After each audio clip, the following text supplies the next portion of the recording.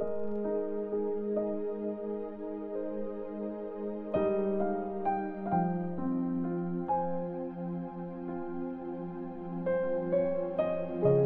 chapter 22.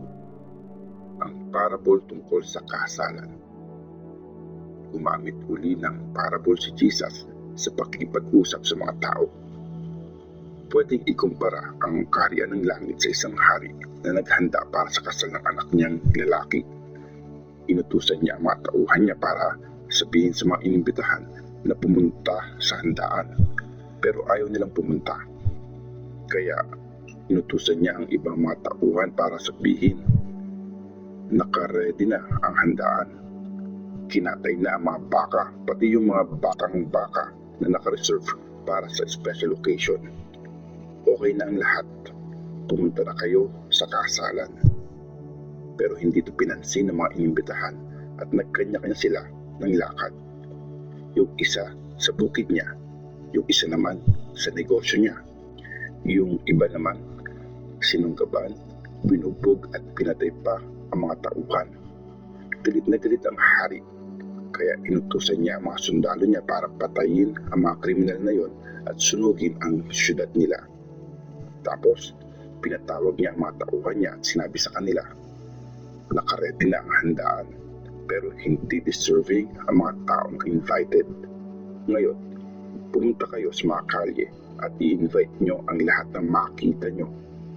Kaya tinipon ng mga tauhan niya yung mga nakita nilang tao sa mga kalye, mabuti man o masama, at napuno rin ang venue ng kasalan ng maraming tao. Pumasok ang hari para tingnan ang mga bisita at nakita niya ang isang lalaki na hindi tama ang damit para sa kasalan. Kaibigan, paano ka nakapasok dito na ganyan ang suot mo? Di naman yan bagay sa kasalan, sabi ng hari. Di makasagot ang lalaki, kaya inutusan ng hari ang mga tauhan niya. Talian niyo ang mga kamay at paa ng taong ito at itapon siya sa labas, doon sa madilim. Hahagulgul siya doon at manginginig sa sobrang hirap. Pagkatapos, sinabi ni Jesus, marami ang tinawag pero kakaunti ang pinili. Ang tanong tungkol sa pagbabayad ng tax. May mga Pharisees na umalis at nagplano kung paano nila hahanapan ng mali si Jesus sa mga sasabihin niya. Pinadala nila ang ilan sa mga disciples nila at ilan sa mga tagasunod ni Herod. Teacher, alam namin na nagsasabi kayo ng totoo, sabi nila. Tinuturo mo sa mga tao kung ano ang kalooban ng Diyos. Hindi ka nag-aalala kung anong sasabihin ng iba kasi patas ang tingin mo sa lahat. Sa palagay niyo po, dapat po ba magbayad ng tax sa emperor o hindi? Pero alam ni Jesus na may masamang balak sila. Kaya sinabi niya, mga plastic kayo. Bakit niyo ko hinahanapan ng mali? Ipakita niyo sa akin ang perang pinambabayad sa tax. Kaya inabot nila sa kanya ang isang silver coin. Tinanong sila ni Jesus, kaninong mukha at pangalan ang nandito? Sa emperor po, sagot nila. Kaya sinabi ni Jesus, ibigay niyo sa kanya ang para sa kanya at ibigay niyo sa Diyos ang para sa Diyos. Nang marinig nila ito, bumilib sila at iniwan nila si Jesus.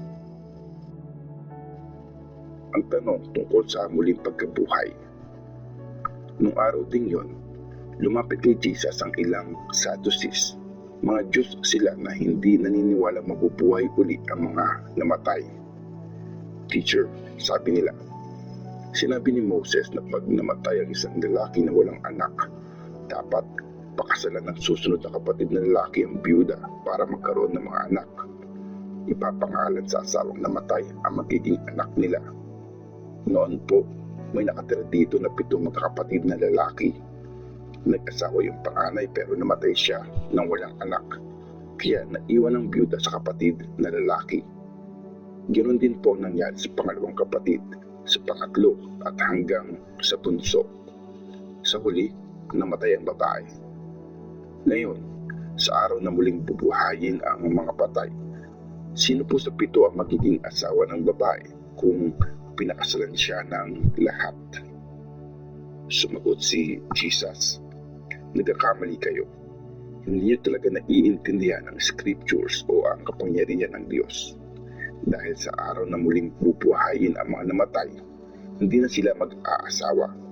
Magiging katulad sila ng mga angel sa langit. Tungkol naman sa muling pagkabuhay ng mga namatay, hindi niyo ba nabasa sa scriptures kung ano ang sinabi ng Diyos sa inyo? Sabi niya, ako ang Diyos ni Abraham, Isaac at Jacob. Siya ang Diyos ng mga buhay, hindi ng mga patay. Nang marinig ito ng mga tao, bumilib sila sa teaching niya.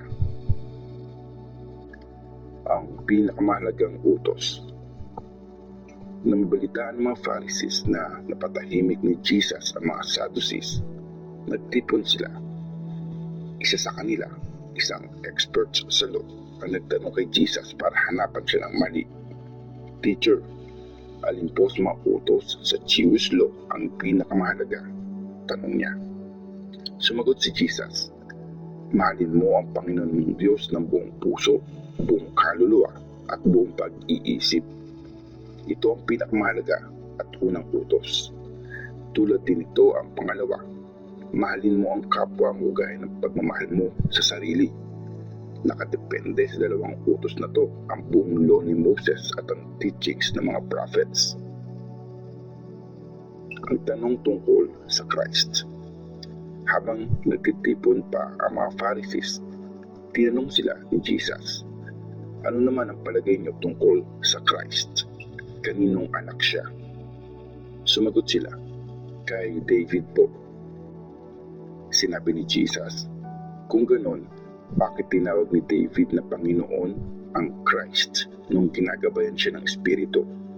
Sabi niya, sinabi ng Panginoon sa aking Panginoon, maupo ka sa kanan ko hanggang mapasuko ko sa iyo totally ang mga kaaway mo. Kung tinawag siya ni David na Panginoon, paanong masasabi na anak ni David ang Christ? Walang nakasagot sa kanya at wala na rin nagtangkang magtanong pa sa kanya mula noon. Matthew chapter 23. Teachings tungkol sa pagiging humble. Tapos, nagsalita si Jesus sa mga tao at sa mga disciples niya.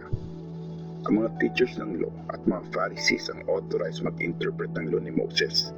Kaya, dapat sundin nyo lahat ng utos nila. Pero huwag nyo silang kakayahin kasi hindi nila ginagawa ang mga tinuturo nila. Nagbibigay sila ng mga mabibigat na pasanin sa mga tao. Pero wala naman silang ginagawa para makatulong. Pakitang tao lang ang lahat ng mga ginagawa nila. Tingnan nyo, ang lalapad ng mga leather straps na may scripture verses na nakakabit sa mga noo at braso nila. Ang haba din ng mga palawit sa laylayan ng damit nila para mapansin ng mga tao. Gustong gusto nila doon sa mga pinaka-importanting pwesto sa handaan at sa mga upuan ng mga VIP synagogues. Gustong gusto nila kapag nagbibigay galang sa kanila mga tao sa palengke at tinatawag silang teacher. Hindi kayo dapat magpatawag na teacher dahil iisa lang ang teacher nyo at magkakapatid kayong lahat. At hindi nyo dapat tawaging ama ang sinuman sa mundong ito dahil iisa lang ang inyong ama na nasa langit. Huwag rin kayo magpatawag na leader dahil si Christ ang nag-iisa nyong leader. At ang pinakadakila sa inyo ang dapat maglingkod sa inyo. Kung sino man ang nagmamataas ay ibababa at ang nagpapakababa ay itataas. Sinuway ni Jesus ang mga teachers ng law at mga Pharisees. Kawawa kayo, mga teachers ng law at mga Pharisees. Mga plastic kayo. Hinahadlagan nyo ang mga tao na makapasok sa kaharian ng langit. Hindi na nga kayo pumapasok. Hinahadlangan nyo pa ang iba na gustong pumasok. Kawawa kayo, mga teachers ng law at mga Pharisees. Mga plastic. Inuubos nyo ang kabuhayan ng mga biyuda. Tapos, nagpipray kayo ng mahaba para magpa-impress. Dahil dito, lalo kayong mapaparusahan. Kawawa kayo, mga teachers ng law at mga Pharisees. Mga plastic. Nilalakbay niyo ang mga dagat at ibang mga lupain sa buong mundo para lang i-convert ang isang Gentile sa pagiging Jew. At pag nangyari yun, ginagawa niyo pa siyang mas deserving pumunta sa impyerno kesa sa inyo. Nakakaawa kayo mga guide na bulag. Tinuturo niyo na hindi kailangan tumupad ang sinumang sumumpa gamit ang temple bilang saksi. Pero sinumang manumpa gamit ang ginto ng temple bilang saksi, kailangan niyang tuparin yun. Mga bulag at mahihina ang ulo. Alin ba ang mas mahalaga? Ang ginto o ang temple na nagpapabanal sa ginto? Tinuturo niyo din na kung manunumpa ang sinuman gamit ang altar, hindi niya yun kailangan tuparin.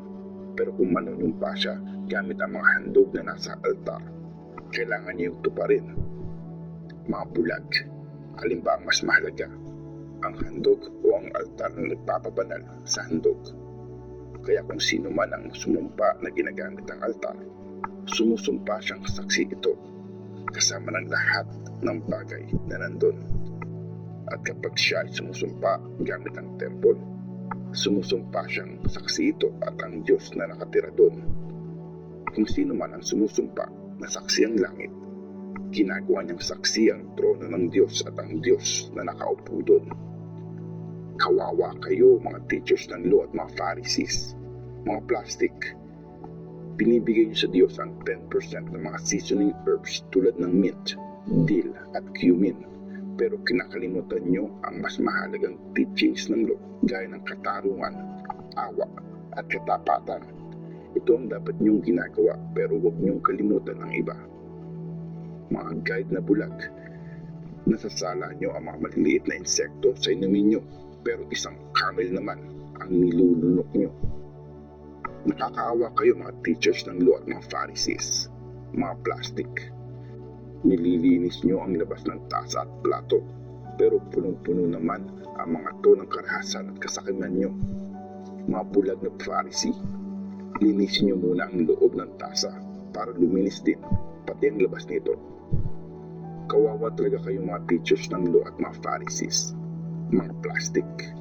Para kayo mga pinaputing libingan na magaganda sa labas pero puno ng kalansay at mga nabubulok na bangkay sa loob. Ganyan kayo.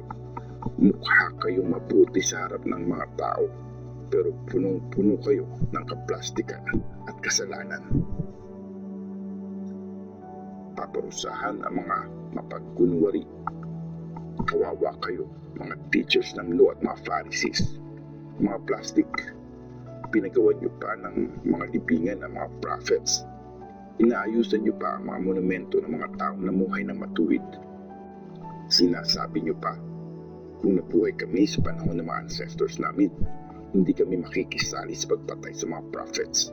Dahil sa sinabi niyong yan, inamin niyo na rin na mga anak kayo na mga pumatay sa mga prophets. Sige, tapusin niyo na kung ano ang inumpisahan ng mga ancestors niyo.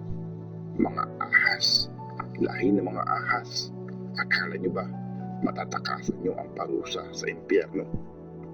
Dahil sa ginawa niyo, magpapadala ako sa inyo ng mga prophets, matatalinong tao at teachers ng law. Papatayin niyo ang ilan sa kanila at ipapako sa krus. Hagupitin niyo ang ilan sa mga synagogues at hahabulin sila sa bawat bayan. Dahil dito, mananagot kayo sa pagpatay sa mga inosente. Simula kay Abel na walang kasalanan hanggang kay Zechariah na anak ni Berechiah na pinatay niyo sa pagitan ng temple at ng altar. Tandaan niyo, papagsak sa mga tao sa generation na to ang parusa sa lahat ng mga pagpatay na yun. Ang pagmamahal ni Jesus sa Jerusalem. Jerusalem, Jerusalem, pinapatay mo ang mga prophets at pinagbabato ang mga messengers ng Diyos na pinapadala sa iyo. Gustong gusto ko sanang yakapin ang mga anak mo, gaya ng inahin na kinagather ang mga sisiw niya sa ilalim ng pakpak niya. Pero ayaw mo. Kaya iiwanan at papabayaan na ng Diyos ang temple mo. Mula ngayon, sinasabi ko sa inyo, hindi niyo na uli ako makikita hanggang dumating ang time na sasabihin niyo na pinagpala ang dumadating sa pangalan ng Panginoon.